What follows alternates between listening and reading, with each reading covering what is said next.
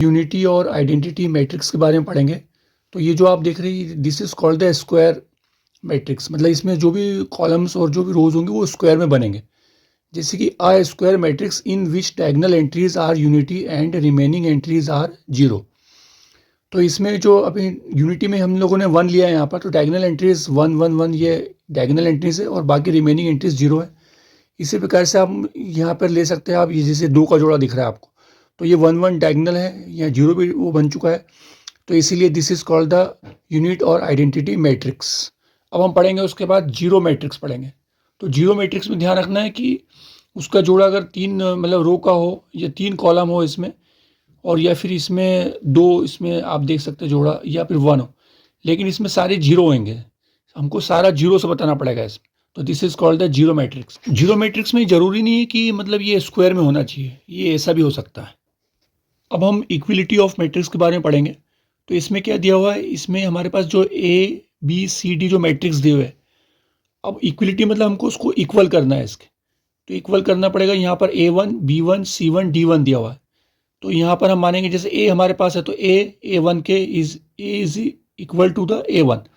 तो यहाँ पर A इक्वल है A1 के, इस B1 के, B1 के इक्वल है, और C जो इक्वल है C1 के, तो यहाँ पे C इक्वल है C1 के, और D इक्वल है D1 के। तो इट इज़ क्लियर। अब हम अगला नेक्स्ट पढ़ेंगे। अब हम लेंगे एक्सरसाइज 3.1 इन द मैट्रिक्स। तो हमको निकालना है, इसमें रो निकालनी पड़ेगी। सबसे पहले हम लोग ये निकालेंगे। तो मैंने आपको बताया था कि we have to count the rows and column. क्या करेंगे यहाँ पे, सबसे पहले यहाँ पे 4 लिखा हमने, फिर यहाँ पे 1 2 3 रोज दी गई, तो 3।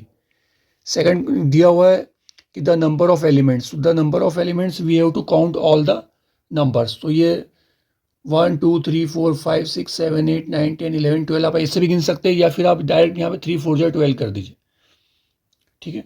अब यहाँ पे थर्ड इसमें दिया हुआ है राइट द एलिमेंट्स। अब हमको एलिमेंट्स लिखना है जिसमें कि फर्स्ट रो का थर्ड। तो फर्स्ट रो का, ये फर्स्ट रो है, इसका थर्ड 1 2 3, तो यहाँ 19 आ रहा, तो हमने 90 लिख दिया।